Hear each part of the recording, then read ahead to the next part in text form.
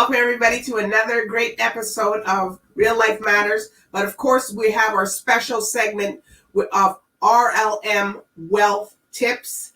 And today we're going to be talking about a really good topic. We're really pushing the envelope here with Daniel Chin from Chin Properties and Investment. With no other further ado, I'm going to bring him on. Here you are. Good evening, the boys. Good evening. Taking me. Your hair getting longer, I tell you. No, thank you. Yeah. I guess with all that wealth, you can't get to the hair. You can't get to the barber. Well, I think after April, I probably would schedule for another, little haircuts. Yeah. All right. Well, today on RLM, we're going to be talking about urbanization versus rural investment. So, Daniel, how does urbanization affect the rural area once it's built? Like, some people might have bought in a rural area and now all of a sudden it's building up. So how does that affect the area? Well, if the area is starting to build and you really see like a big real estate developer is going to build pretty much an entire neighborhood, like if it's Madame Homes or probably Tridel, right? Then big money is being synced in that specific area. Something big is going to happen. It's going to boom, and as a very early investor or even a first-time home buyer, given that it is a quality and reputable builder, that you're buying that home from, it will be a good decision. And of course, getting in early is even a much better decision, the boss. So those are some of the things to look going at. down there and looking too. Yeah, but, well, a lot of the investors who are doing the pre-construction types of investment, where you sign the purchase contract and then it takes about a year or two to build it, and right before closing they might try to sign the deal. I know that 3 years ago, a lot of the investors who speculated, they pursued that type of investment strategy, and let's just say the timing was a bit not too good, and some fell into a bit of trouble right before closing, because around that time in 2018 you had some of the home builders like Madame Homes. Their phase 2 pricing came out like 100,000 less than phase 1 pricing. And of course, for the buyers or investors who were speculating, they were, they fell into a bit of trouble. So that's for like pre-construction type of investing. But ultimately, you want to look at some of those signs, before you purchase. Okay, so we got Cliff. Cliff, he sent in some questions that he wanted to ask. And he said, how can you tell the difference between an urban property and a rural one? Right. So rural is more like in the farmlands where it's very far away from the major cities. So, not the suburbs. It's more like where there's lots of green farmlands. And, like, for example, if Cliff is in Canada or Ontario, and specifically like in Hamilton, Ontario, where around the airport, the Hamilton airport, yes, we have a Hamilton airport. There's lots of farmlands, and there are some developers and early investors around there, but it will take a very long time until it becomes like a major, sort of developed community on that side. So, but urban areas is like the downtown core, which I think is really the future of real estate, because it's more urbanization, where everything is being built right in the downtown core, where literally you have residential towers sitting right on top of a mall, where people can live in the building. They got their shopping amenities right downstairs. You got some office spaces in between, and a Wow. mix of everything with the gym, the church, so you can get all of your amenities and conveniences in one property address. And that is how the future is. So it's a very integrated type of business model, and it does make sense given that you can't multiply land. So land is very limited, and in major cities where it gets very dense, they build upwards, and of course in some cases a bit in the next radius circle from the major cores in the downtown of in Toronto in particular, you can say, and you can definitely see that happening in the downtown of Toronto. Well, the reason Cliff was asking that, because sometimes you may think that an area may be urban, and it's maybe it may be rural, or maybe it's boarded up, and he wasn't too sure. Like, okay, well, what kind of area? Because you might think, because sometimes you don't know. It's very tricky now. So with all the expansion in Ontario and stuff, so you don't really know which area now is really urban and rural, because everybody's expanding either up or down. So that's what he was trying to. Yep. So the boss for Cliff, to answer the question, when you have the property address, you can actually search it in the city hall of that given city to see if it is designated as urban or rural.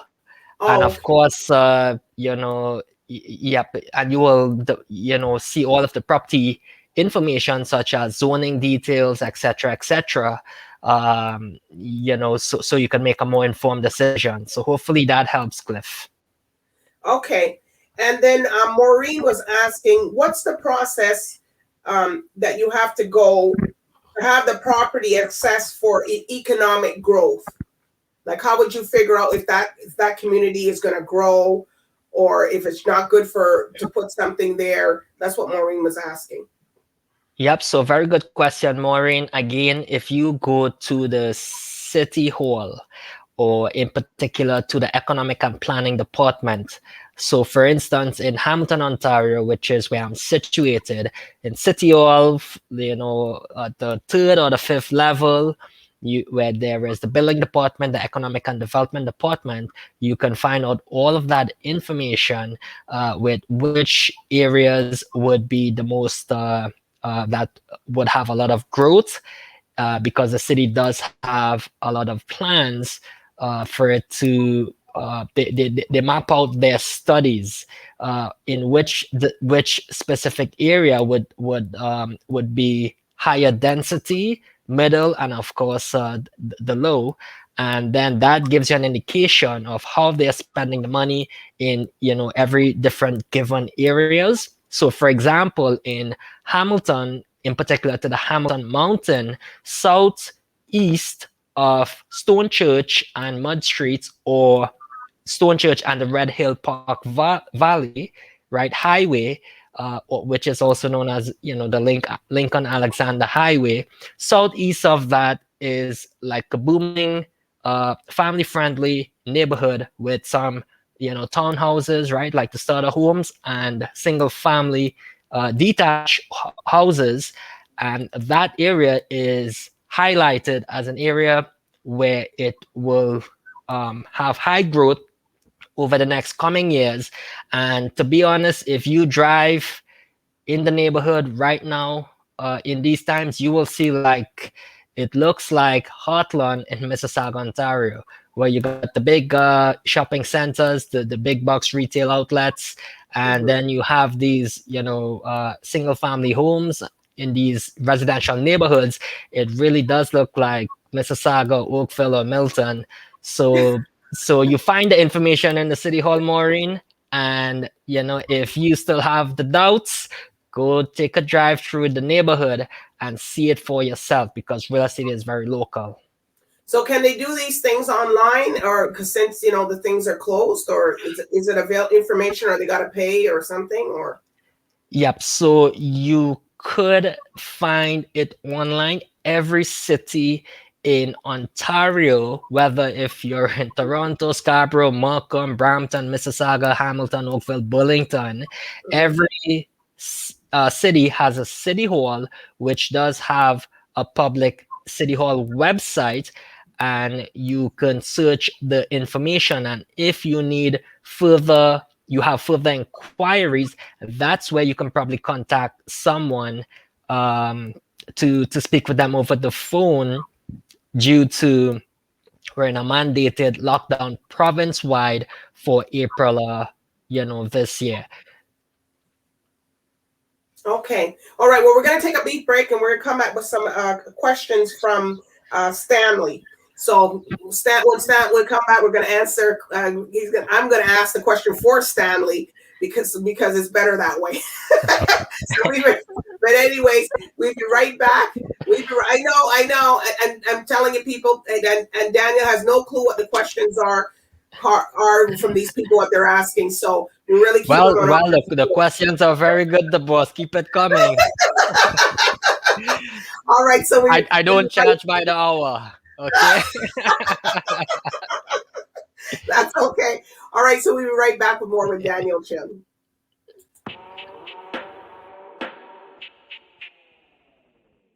Looking for a TV show that brings you a raw, uncut, unbiased opinion?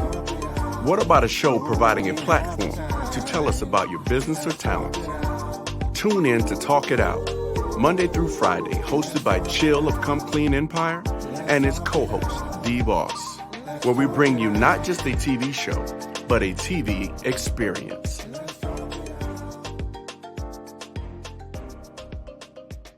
To save $1 million, you first need to change your mindset from a spending mentality to a saving mentality. It can be pretty easy to spend money and kind of hard to save it. It should be the other way around. Yeah, but first you need that money, Austin. Okay, well, maybe you have an allowance. Maybe your Aunt Patricia gives you money sometimes. Maybe you have a job.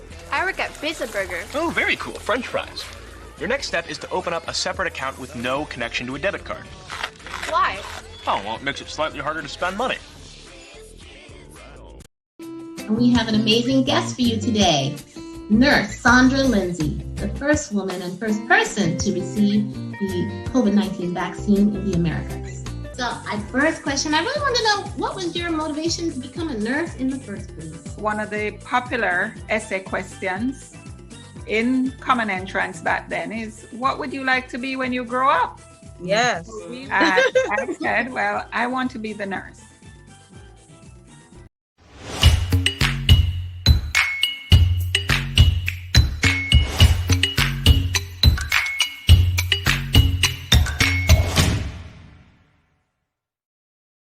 Girl, let me wine on you. Girl, let me wine on you. Let me wine on you. Yeah, I'm catching fever, a fever, running on you. Don't wear your party and coiling, girl. I'm not toying with you. I'm a believer, receiver, taking from you. Here's what I wanna do. Girl, let me wine on you. Let me wine on you. Girl, let me wine on you. Push back and let me wine on you. Wow. We can do that later on when the weather gets warm. The name of the song is Arthur Aline, Wine on You. I found it out. Oh my gosh, I gotta go get the song and play that. For your viewers, just for your viewers, who love the song and they want to dance, right now. Yeah, for your viewers. So you must be jamming to it then. When you're going to your properties. A little bit. People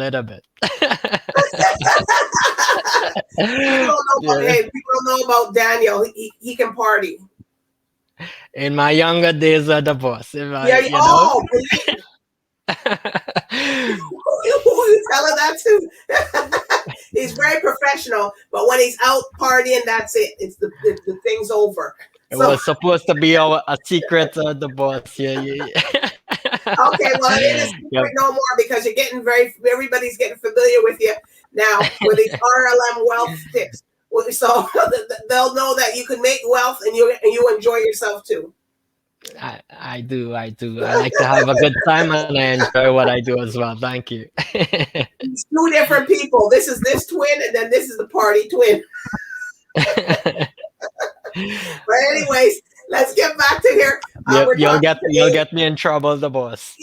With urbanization versus rural. So we have a question from Stanley, and he says that a lot of people who can't afford property would look to purchase maybe a piece of land or something somewhere else, or would it be better to get a property and do the renos? So he wants to know. So that's like a two-part question. Yep. He so said, Stanley, yeah. Yep. So it really it's what you think you know best. So if you know acquiring land and then developing it, and so if it is your first time, it really is what what risk are you comfortable with. If you are comfortable, given you have a fair amount of knowledge with land development, and you do find that land opportunity to acquire, and it is like a no-brainer, and you feel comfortable and confident to go through with the whole execution process, and at the end you do make a profit, then you can pursue the land development. However, there is considerable amount of risk, so it's how comfortable and are you with the type of risk, as well as if you'd be okay and you'll actually make money, because the name of the game is not to lose money. And otherwise, acquiring, if it is your first time, it is less risky to acquire an existing property that's on a piece of land. So when you close the deal with the lawyer, yes, you own the property and the land and the lots. And of course, if it does require renovations, hopefully it's not a big renovation like 150,000 or more, and it is something something small that you can do if you're getting started.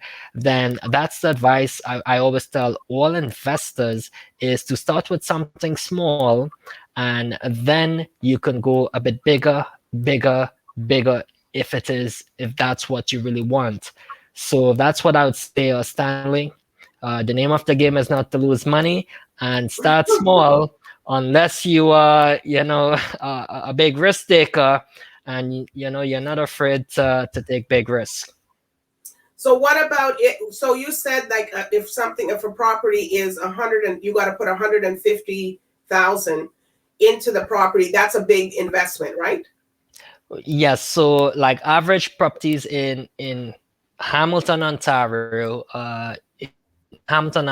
looking at about so now it's averaging about between $500,000 and $700,000.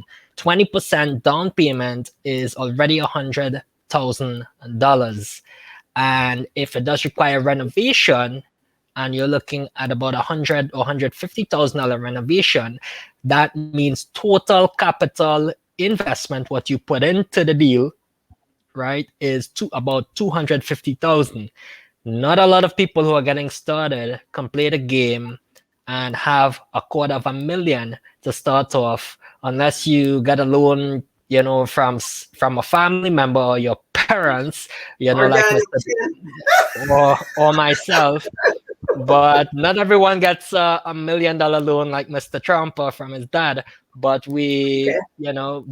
but start with, most people, I think, reasonably have saved anywhere between 50,000 to 100,000 in capital. And of course, you start with a small deal that you see a lot of potential upside. And in year number 2 or 3, when you refinance, of course, now you could go a bit higher in terms of the size of the deal. So Stanley, start small, And once if you buy the right property in the right location at the right price in the right timing of the market in year number 2 and 3, I can tell you can do a lot more.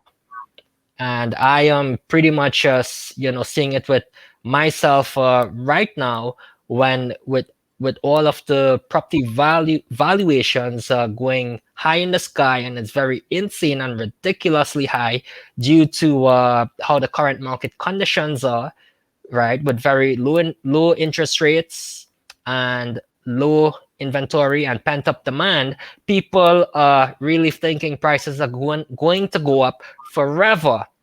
And of course, for investors who already have an established portfolio, like my real estate investing friend in Toronto, he told me last week when he called me, he says, Daniel, are you finding any good deal? I said, no, these deals are not making sense and it doesn't make money. And people are overpaying, which is what you're normally seeing in these times. But he says, that's okay. If you're not finding any good deal, it's good time to refinance because the banks are lending money now. And so for investors who already have a portfolio or built up, about 1, 2, 3 properties, and of course their properties are valued a bit much higher now, it's good time to refinance if you can do so successfully.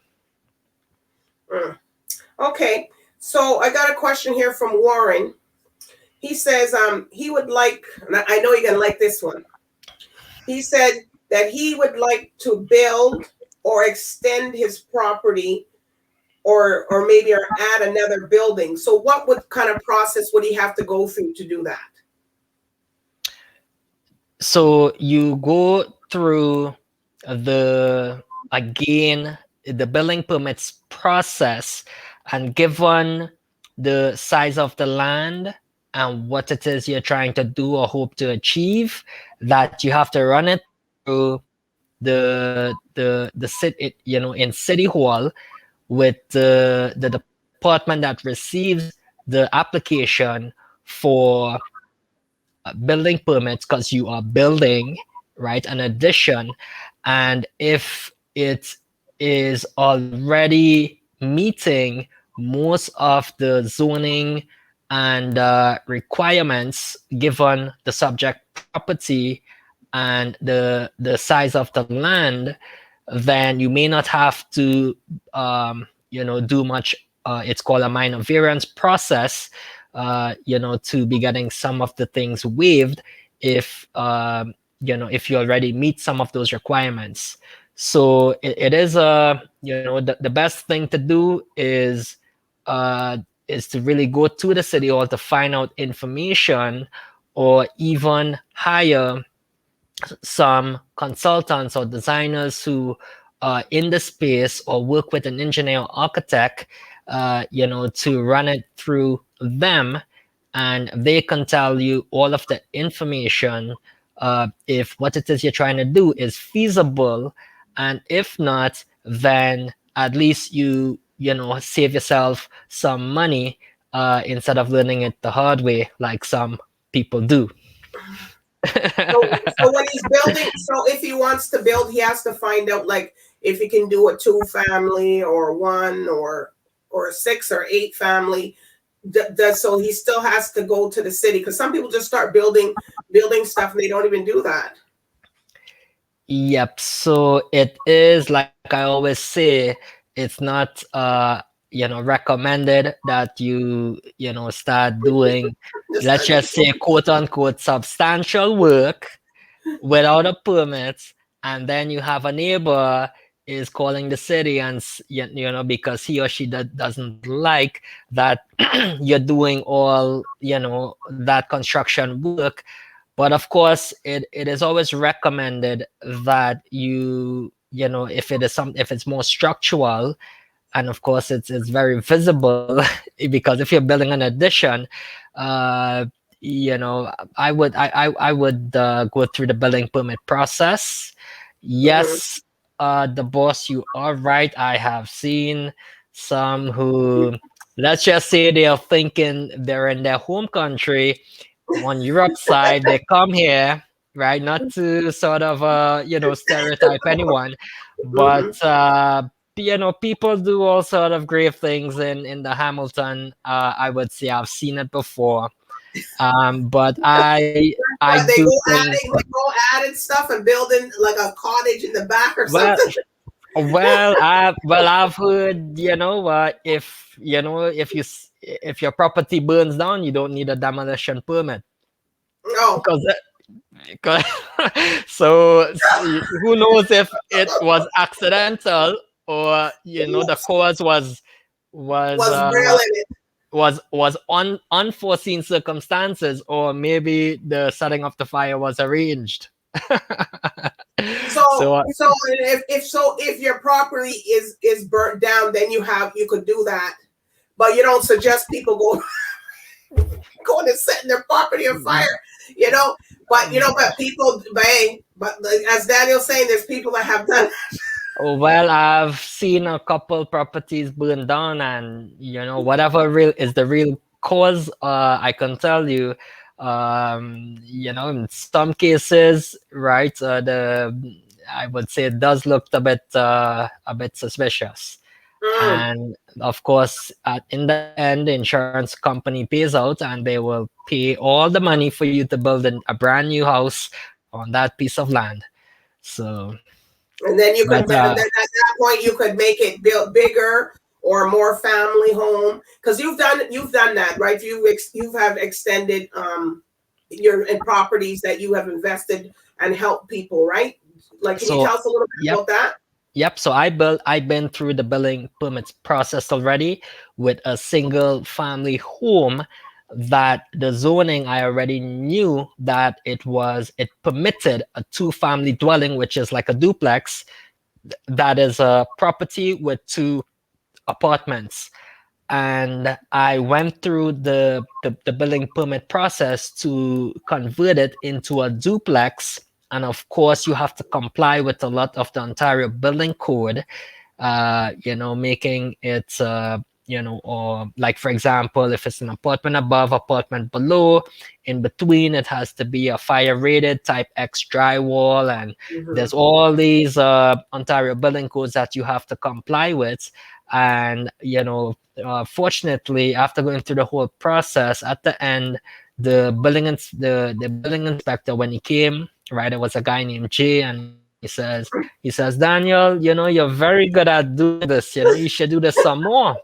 And in my mind, I was thinking, well, I appreciate the compliment, but it costs a lot of time and money. So hence you can see why some people, they rather just do it without the permit. But because if we're getting and then to get the permit, it costs money, right? It costs money. It's money, and time is money. The city makes a lot of money, so So you're gonna include that in your fund too, to pay the city to get these things done, right? Yeah, so this is why the boss, development takes a longer time. You need lots more persistence, and of course, the cost, the funds to carry the cost until completion, and then you start to see the cash flow kicking in. But if you buy an existing property, Stanley, like the question the previous person asked, is when you require just little or cosmetic renovation, where you have to upgrade the kitchen, the bathroom, and you put in new floorings, and of course a nice lovely paint job, right? So everything is fresh and nice. Then then right after, once the apartment is rented, then now you start to see the cash flow coming in. So the name of the game, yes, is cash flow, and the name of the game is really to make money. So real estate development, you got to really have the stomach or the belly to have that persistence in that game. But however, given that you know what it is you're doing, and it can be very lucrative, very profitable. So the risk, the reward does come with the risk, like they say. Wow. So you see, so when there is a big difference between the urban and rural properties and development. Like a lot of people probably think it's all together, but it's not. It's nope. It's not. It is urban. Is in the downtown core, you can say, mostly, and rural areas is like in the farmlands. Where you see pretty much near where what do you call it, the Niagara, the escarpment, the green Belt. Yep. Okay. That is always designated as conservative green space areas. Yep. All right, so we're just going to take a brief break, and we'll come back with the last question, and then Daniel Chin can give the synopsis. So be right back. Amisha, is there any merit to the thought process of people who feel like Larry Klayman, and how do you push the 1619 project where it doesn't appear as though it's geared toward white people, that they're all a racist and we need to have this revisionist history? Well, Armstrong, the 1619 project is geared towards the history of this country in its full array. What we've learned throughout our education systems in America.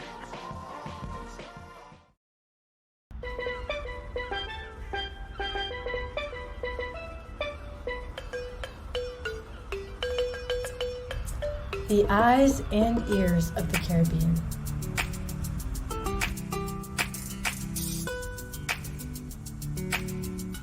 CaribVision.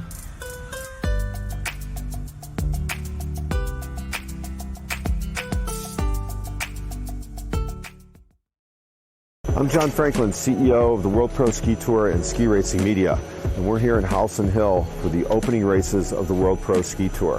This year it's been a little different. Normally we are open and racing by December, but this year with COVID, we've had to jump through a lot of hoops, create COVID protocols, operate in a bubble. We're at Howson Hill to start our season. Howson Hill is actually the oldest operating ski area in America. I'm putting in a drizzle of oil. When the oil heats up, add in the onion. As it's tender, add in the pepper and the garlic. Next, I'm gonna add in the scallions, the curry powder, and the jeera powder, and the green seasoning.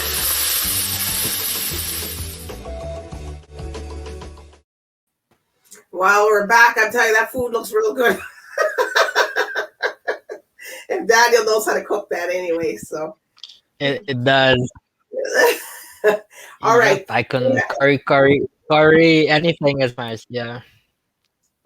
We're all coming to your house this weekend for dinner. COVID or no COVID, we're coming down. But anyways, what we're going to say here, the last question from Laureen.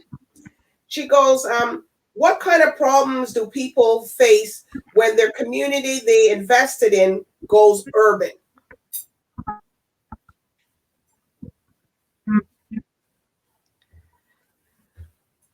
When the community goes urban,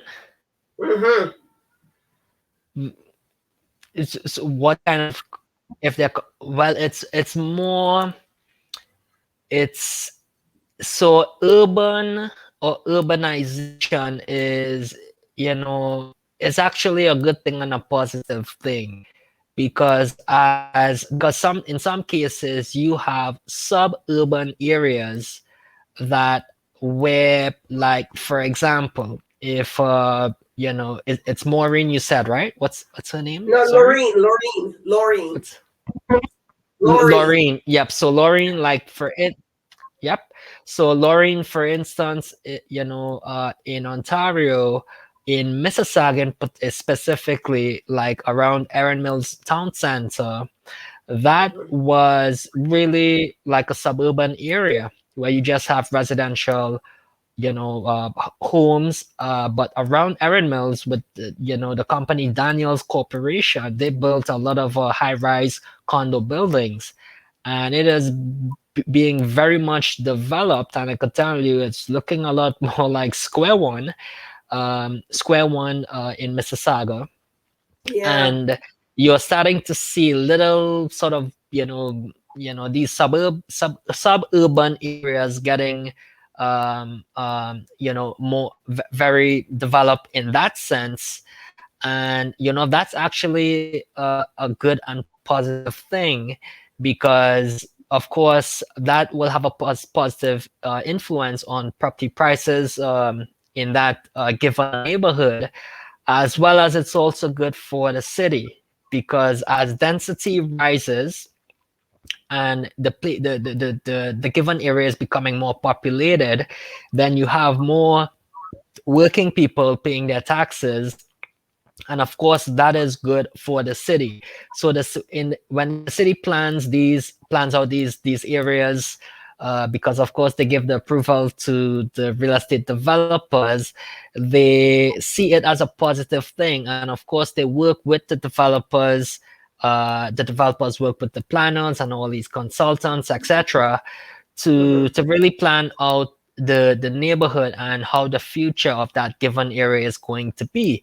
So it is a positive thing, Laureen. And Yeah. when So your property goes up in value too when those things happen, or?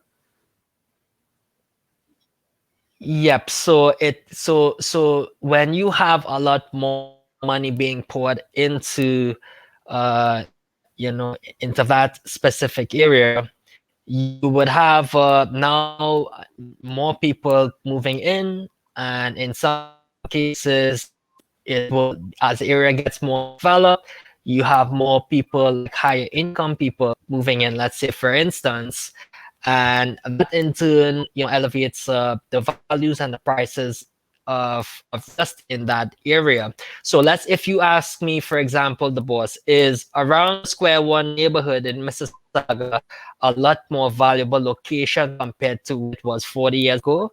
The answer is yes, because you have Square One Mall that have, I believe, it's Cadillac Fairview, and Ontario Teachers Pension Plan, one of the pension companies that is a joint venture that owns the mall, and that mall does at least 1 billion in annual sales every year, and they have renovated the mall.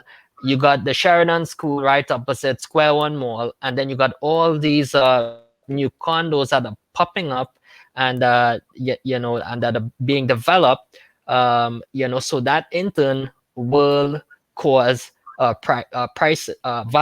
valuations and prices to go up. So that's a positive thing. Now, conversely, it could be looked as not too good due to prices escalating very high, and then things start to become more unaffordable. And of course, the lower income would have to, it causes them to move out and seek further places to live. And you have seen that in Vancouver, in some cases in Toronto, and in London, like in Europe side, in England, and you have seen it in China and in Hong Kong. And that is the type of effect that happens when you when you're right in the downtown core of everything. But certainly it is the future. As prices go higher, go much higher, the space becomes a bit smaller, and you have people living in micro condos like 200 square feet. It's in some cases that is the picture. Yeah, you'd be amazed how some people live in China, in Hong Kong, in on Europe side, where it's prices are so high, and for people to still live in that given area, right in the core or the downtown core, or in like central business districts, where it's walking distance to their work, and they can, like walk to work or commute, the space gets really small, and that's what you're starting to see But definitely, Lauren, the future is urbanization, right? And you would have a lot of these buildings where it's mixed use, where you have residential, right? Residential towers sitting right on top, probably shopping centers or commercial spaces, restaurants, retail. You might have libraries in between, your church, in the same building. You might have a school in the same building. And it's very much mixed use and integrated in that sense. And that is the future. And who knows, you might have even drones delivering packages right on your window, in your condo. And yeah, I can tell you, the technology is certainly being developed in that direction. In what I've seen with Amazon and what I've read, and also parking might not even be you may not even need much parking spaces in these buildings where when you have like electric vehicles, right, driver less cars coming to pick you up and take you from A to B.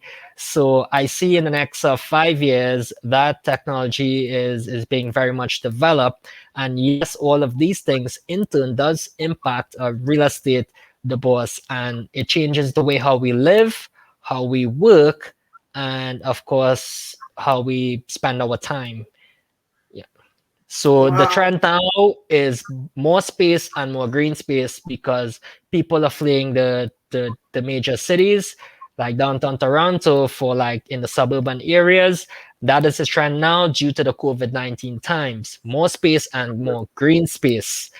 But it eventually in like end of 2022, 2023, some will have to go back to the office and they may not be permitted to work remotely for much longer.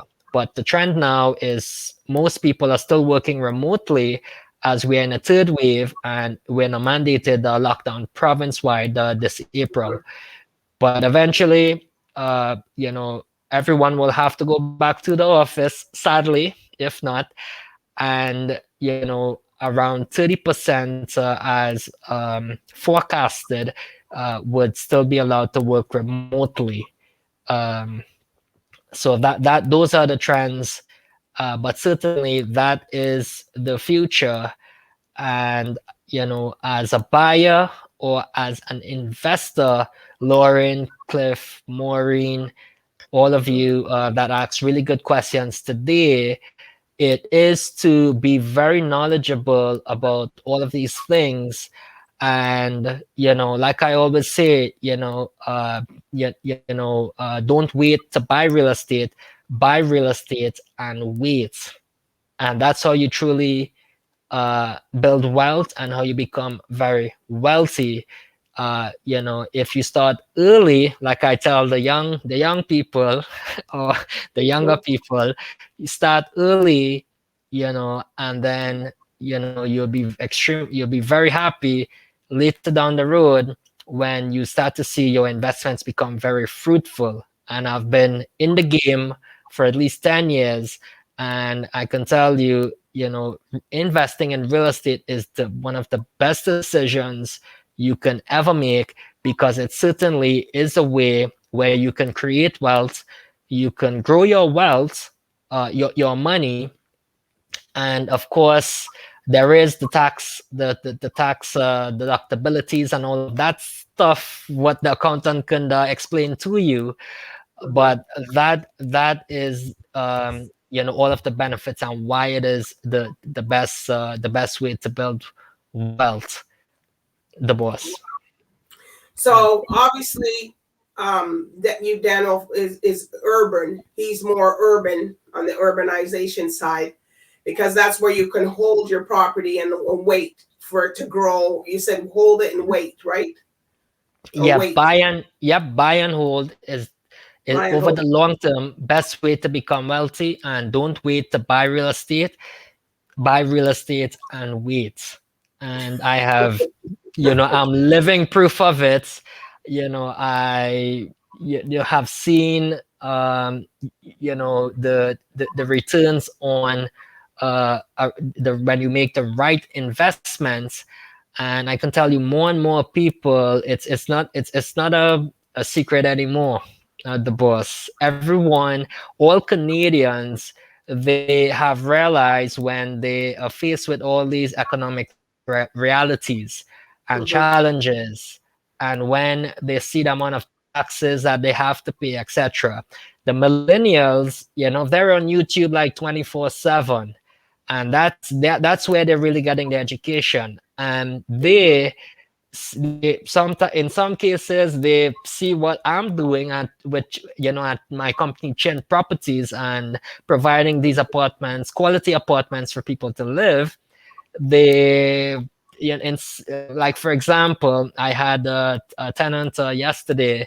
When I met her, she was complimenting me, saying, Daniel, because it was on the street where I did 6 properties, right? 6 properties on the same street.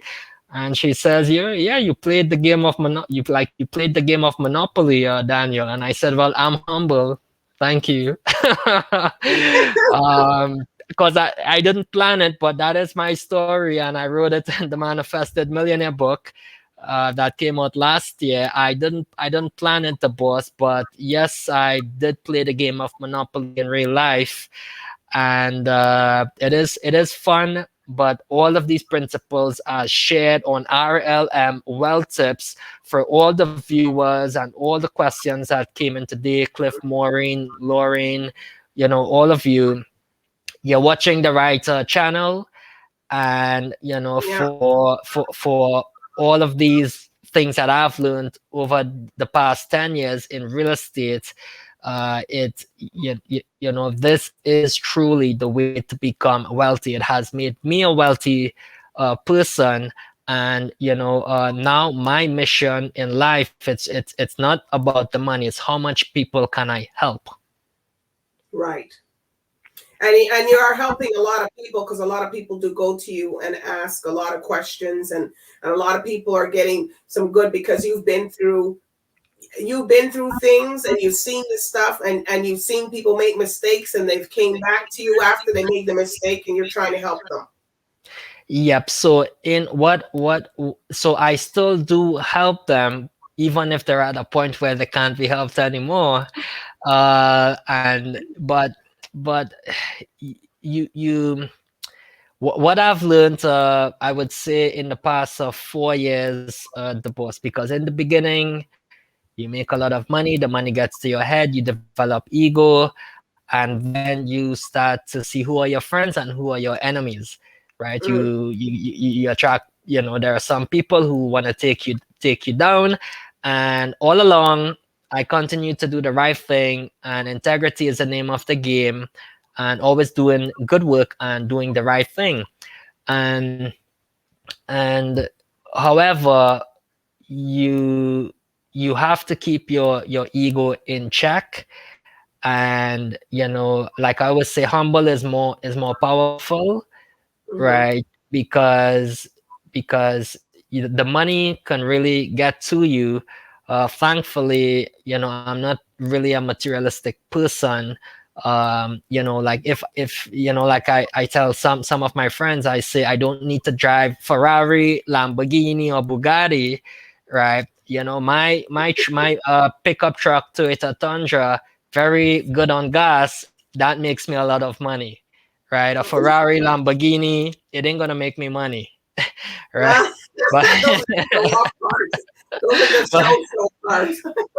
Just show cars. And I can tell you, I see some people, they got nice things, but inside, they can't even, like, financially they are starving, and they can't even pay their bills. So it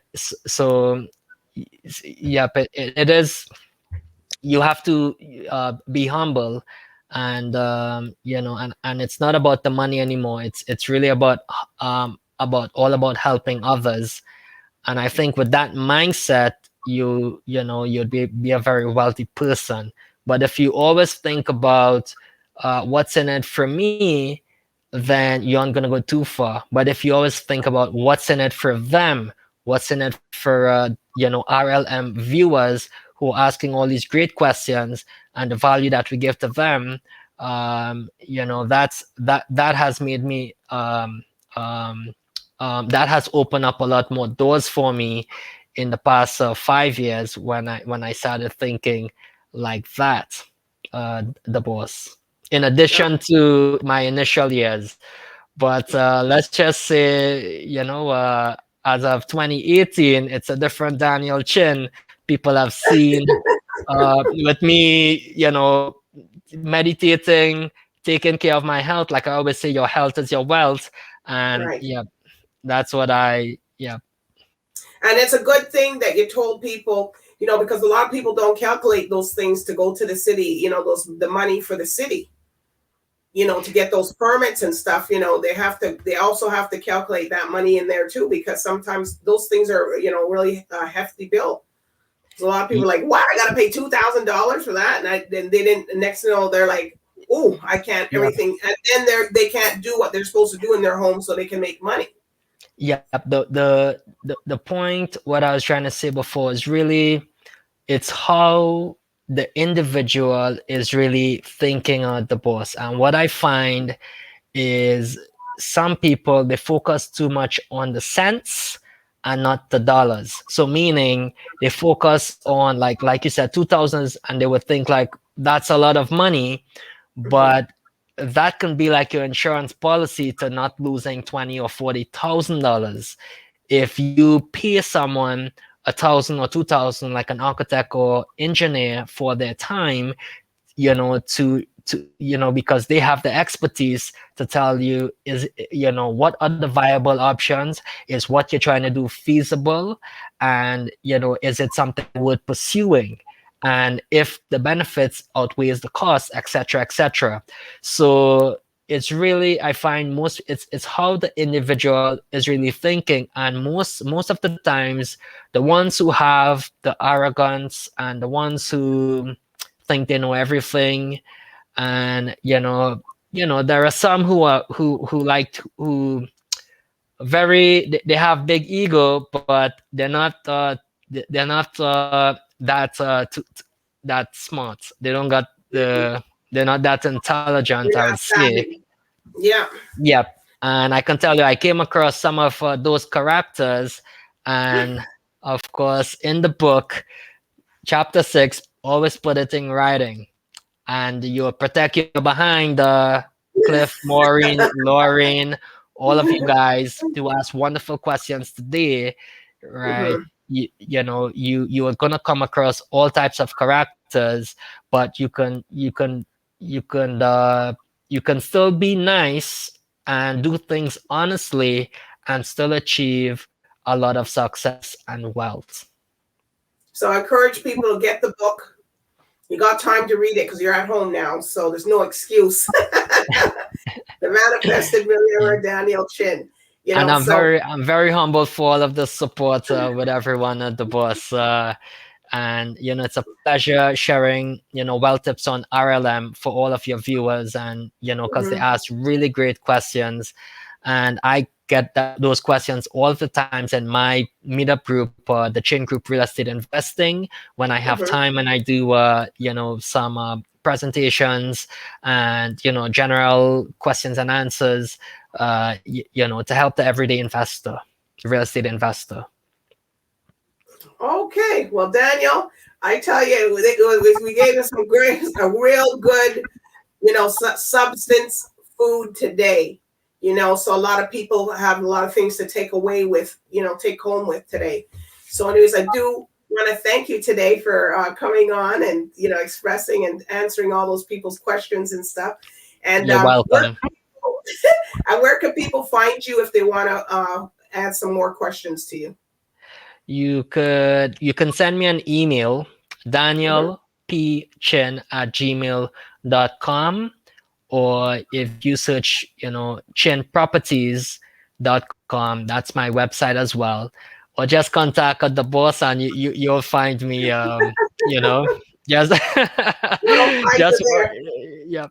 just keep watching the boss RLM Wealth Tips, and the boss channel and you'll find me. Yes, right. All right, well, everybody, I do thank all the viewers today for watching RLM Wealth Tips, and also follow me. You can see the information on the screen. Go, support Daniel Chin. If you haven't seen the other past episodes, you can go to the channel. You can go to the YouTube channel. You'll see it there, or on the Instagram. You'll see some episodes there, and these are real tips. These are not fake tips. He has already practiced them. They're in there. He knows about them, so it's not something that you're trying a hit and miss. No, he's giving you some valuable wealth tips so you could become wealthy like him. And two things I'll say: the boss, it's cheaper to learn from other people's experiences. And then the best time to plant a tree was 20 years ago. The second best time to plant a tree is now. So that's so really think about your financial future, and you're gonna get all the goods here on the RLM Wealth Tips with the boss. All right, and everybody, I thank you for tuning in today. So bye for now.